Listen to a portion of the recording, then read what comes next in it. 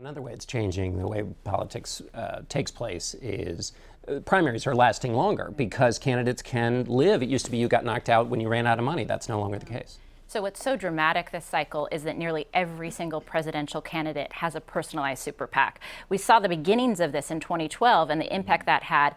And Newt Gingrich and Rick Santorum both had their candidacies kept alive by wealthy donors who gave through a super PAC. And arguably Mitt Romney really was able to last through a very long, bloody primary fight because he had a very well-funded super PAC behind them. Now everyone has a super PAC, and in fact, 4 out of the $5 raised to support Republican candidates so far have been raised for outside groups. So we're looking at the prospect of an incredibly long, drawn-out primary fight again, because you never know who's going to be able to get a second wind if a donor decides to write a big check. Great. Then the money that we're going to be seeing this weekend, these are essentially down payments. You know, it used to be that when a candidate runs out of money, they have to drop out. Now it's when they run out of their sugar daddy or their sugar mama who's funding their super PAC. We used to have the two systems we've been talking about. You said they're melding it into one. There used to be a cop on the beat, the FEC, that would kind of try and keep those two systems apart. The cop's not on the beat. Well, the chair of the FEC has referred to the commission as worse than dysfunctional. When I was on the commission, I think there was one vote where we tied 3-3 in the 5 years I was there. Now that essentially happens all the time, and the result of that is the commission, which requires a majority, 4 votes to do anything, is deadlocked, gridlocked, paralyzed, and not able to deal with complaints that come in. And so I think what's happened in the political world is people have said, well, you know, no one's going to go after this anyway. It always took years, but now it's just not going to happen.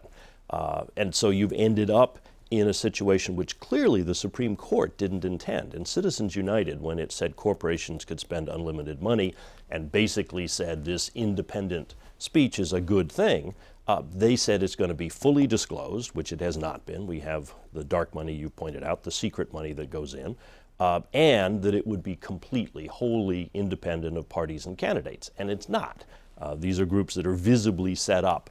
There's an argument that they will make, well, I set it up before I became a candidate, or I'm not actually in the super PACs. The I super set up PACs. The super PAC Correct. Before I was a candidate. And then these other groups. So the FEC is essentially now out of the game, and the result of that is people are pushing the lines, and when a candidate sees someone else doing something, they dive in and do it as well, because they don't want to be at a disadvantage. Any chance for reform or change of this system, Matea? Well, one thing that I find so striking is that campaign operatives and campaign finance attorneys you speak to on both sides of the aisle today actually are in agreement. The system is not working. The center cannot hold. There is a direct conflict between these huge sums of money on one side and these very small limited contributions on the other.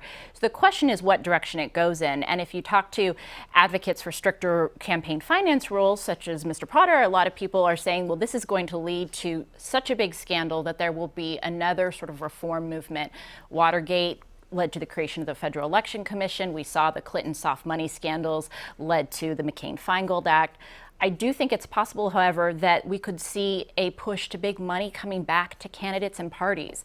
That's something that Republicans have been advocating for, and if Republicans take Congress and the White House, we could see that come to pass. All right.